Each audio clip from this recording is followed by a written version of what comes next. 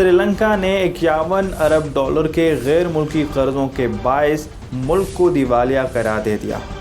اس video میں ہم آپ کو یہ بتائیں گے کہ سری لنکا کی دیوالیہ ہونے کی وجوہات کیا ہیں، لیکن آگے بڑھنے سے پہلے آپ سے گزارش ہے کہ Junaid T V YouTube channel کو سبسکرائب کریں۔ سری لنکا نے اپنے 51 ارب ڈالر کے غیر ملکی قرضوں کے باعث خود کو دیوالیہ قرار دے دیا، جبکہ ملک کو اپنی تاریخ کی بدترین معاشی بحران اور مظاہرین کی جانب سے حکومت کو مسلسل استعفے کے مطالبے کا سامنا ہے۔ سری لنکا میں خوراک اور ایندھن کی شدید قلت کے ساتھ ساتھ روزانہ کی بنیاد پر ہونے والی بجلی کی طویل بندش کے باعث ملک کے 2 کروڑ سے زیادہ لوگوں کو 1948 میں آزادی کے بعد سے سب سے زیادہ تکلیف دہ بحران کا سامنا کرنا پڑا ہے۔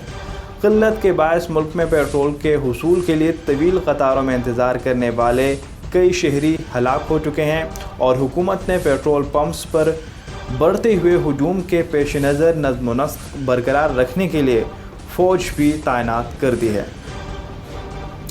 ڈالرز کی کمی کی وجہ سے سری لنکا عراق اور ناروے میں اپنا سفارت خانہ اور آسٹریلیا میں قونصل خانہ بند کر چکا ہے۔ اس سے پہلے گزشتہ برس دسمبر میں بھی سری لنکا نے ڈالر کی بحران کی وجہ سے نائجیریا، جرمنی اور قبرص میں اپنے سفارتی مشن بند کر چکا ہے۔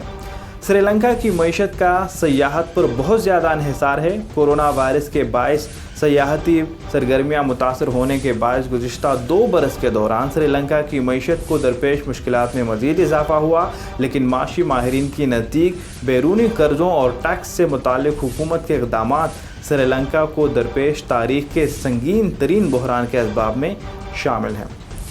سری لنکا کا دیوالیہ ہونا ایک دن کی بات نہیں ہے، اس کے پیچھے برسوں سے آئی ہوئی حکومت کی ناکام پالیسیز ہیں۔ ایک ایک کر کے ہم آپ کو سری لنکا کے دیوالیہ ہونے کی وجوہات بتائیں گے۔ تو ان میں سب سے پہلے جو وجہ ہے وہ ہے بیرونی قرضہ۔ سری لنکا 2007 سے مسلسل غیر ملکی قرضوں کے بوجھ تلے دبا جا رہا ہے۔ مختلف ادوار میں لیا گیا یہ قرض 11 ارب ڈالر سے تجاوز کر چکا ہے۔ اس قرض میں سب سے زیادہ یعنی 36.4% حصہ حکومت کے بین الاقوامی بانڈ سے حاصل کردہ قرضوں پر مشتمل ہے۔ سری لنکا کے غیر ملکی قرضوں میں 14% سے زائد ایشیائی ترقیاتی بینک سے لیا گیا ہے، جو 4.5 ارب سے زائد ہے۔ اس قرض میں جاپان اور چین دونوں کے الگ الگ 3.5 ارب سے زائد بھی واجب الادا ہیں۔ اس کے علاوہ بھارت اور عالمی بینک، اقوام متحدہ سمیت دیگر بین الاقوامی مالیاتی اداروں کے قرضے بھی شامل ہیں۔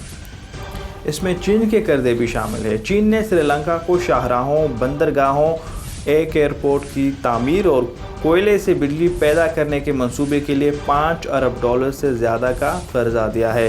ان میں سے زیادہ تر قرضے چین کے بیلٹ اینڈ روڈ انیشیٹو کے منصوبے کے تحت دیے گئے ہیں، لیکن نقادوں کا کہنا ہے کہ یہ فنڈز ایسے منصوبوں کے لیے دیے گئے ہیں جن کی لاگت بہت زیادہ ہے، لیکن ان سے آمدن کے امکانات بہت کم تھے۔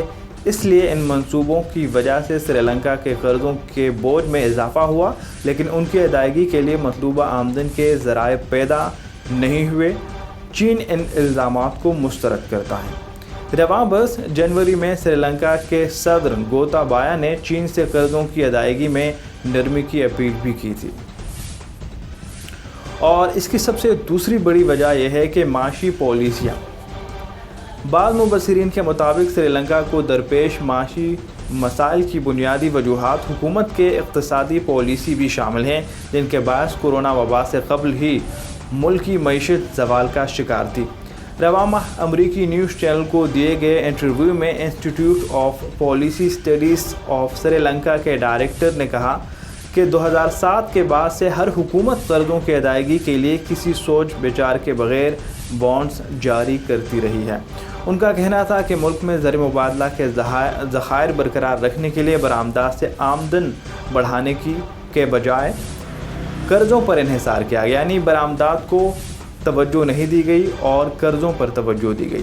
ان کے مطابق ایک جانب حکومت غیر ملکی قرضوں اور درآمدات کی ادائیگیوں کے لیے ڈالر استعمال کرتی رہی، تو دوسری جانب مرکزی بینک نے ملکی کرنسی کی قدر کو برقرار رکھنے کے لیے زر مبادلہ کا استعمال کیا۔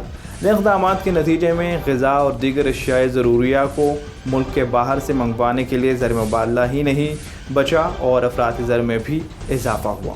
ان میں سے کچھ چیزیں ایسی ہیں جو کہ تھوڑی سی کمپلیکیٹڈ ہے، مشکل ہے سمجھنے میں، لیکن میں کوشش کر رہا ہوں کہ آپ کو بتاؤں۔ اور ٹیکس اقدامات، کسی بھی ملک کو چلانے کے لیے ٹیکس جو ہے بہت زیادہ ضروری ہے، لیکن انہوں نے ٹیکس کے حوالے سے کیا اقدامات کیے وہ میں آپ کو بتاتا ہوں۔ سال 2019 میں سری لنکا میں صدارتی الیکشن میں کامیابی کے بعد صدر گوتابایا نے بڑے پیمانے پر ٹیکس کٹوتیوں کا اعلان کیا۔ ان اقدامات کے تحت ویلیو ایڈڈ ٹیکس کو تقریباً نصف کر دیا گیا۔